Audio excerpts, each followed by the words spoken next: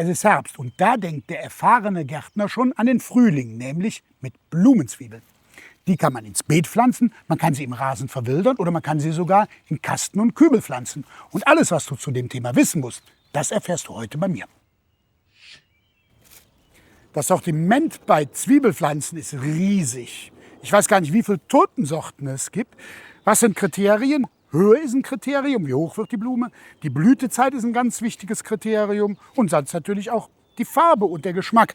Hier gibt es zum Beispiel eine Mischung, die nennt sich witzigerweise Kaffee Latte. Das sind alles so cremefarbene, dunkelrote. Naja, und die finde ich ganz gut, die passen gut in mein Beet. Zu dem Rost auch hier, deswegen will ich sie hier pflanzen. Zum Pflanzen gibt es natürlich allerlei Gerät, geht mit dem Spaten, geht aber auch, und ich finde, das ist ganz gut, mit so einem speziellen Zwiebelpflanzer. Der geht auseinander, dann macht man das Loch, lässt los und dann kann man es super rausheben, Zwiebel rein und dann die Erde wieder drauf. Grundsätzlich gilt, zweimal so tief einpflanzen, wie die Zwiebel hoch ist. Also kommen kleinere Zwiebeln nicht so tief in die Erde, große Zwiebeln etwas tiefer.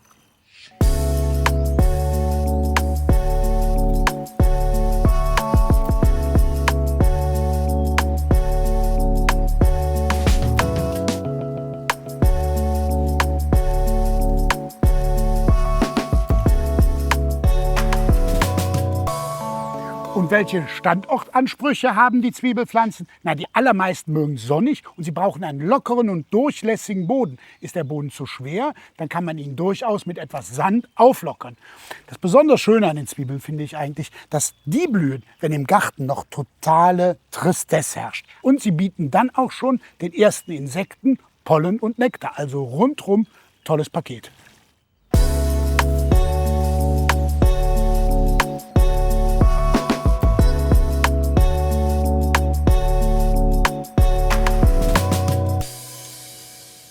Übrigens das hier, das sind auch Zwiebelpflanzen, der Zierlauch Millennium und der blüht noch bis in den September hinein. Was gibt es bei der Gestaltung zu berücksichtigen? Ich würde nicht direkt ins Gartencenter stürmen und mir irgendwas zusammenkaufen. Man sollte sich erst mal Gedanken machen, wie will ich überhaupt mit den Zwiebelpflanzen gestalten. Wichtig ist, große Zwiebelpflanzen, die pflanzt man eher alleine, also zum Beispiel die Alliumarten oder große Tulpen, während man kleine Zwiebelpflanzen eher in der Gruppe oder im Tuff pflanzt, damit sie auch ihre Wirkung entfalten. Ansonsten kann man mit den Höhen spielen, man kann mit den Blütezeiten spielen und man kann natürlich auch mit den Farben spielen, von kunterbunt bis Ton in Ton, wie Kaffee Latte.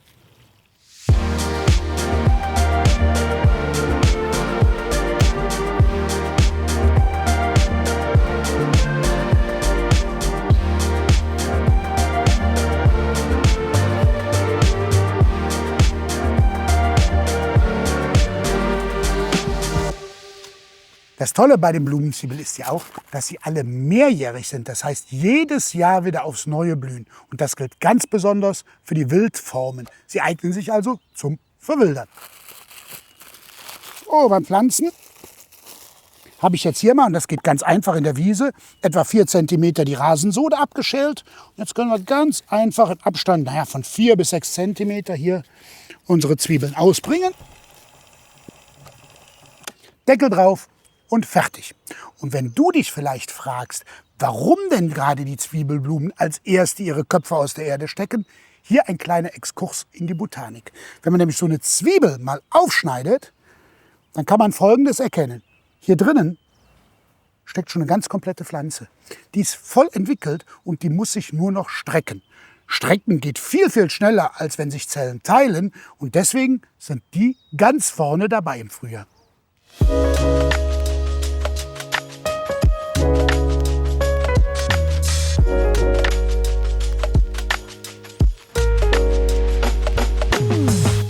Wie man Blumenzwiebel im Rasen verwildert oder sie ins Beet pflanzt, das habe ich euch ja jetzt gezeigt.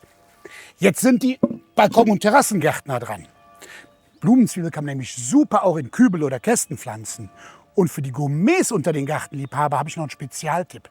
Hat mit Lasagne zu tun.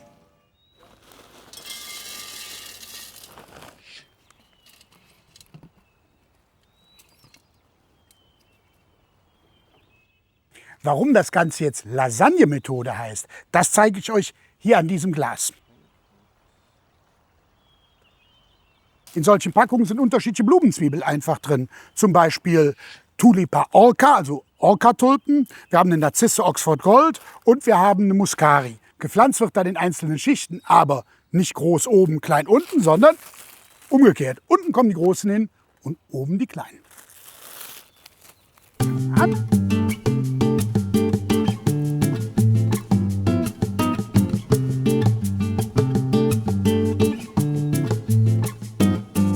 Kann man ruhig ein bisschen dichter pflanzen. Und wichtig natürlich, Spitze nach oben, Wurzel nach unten.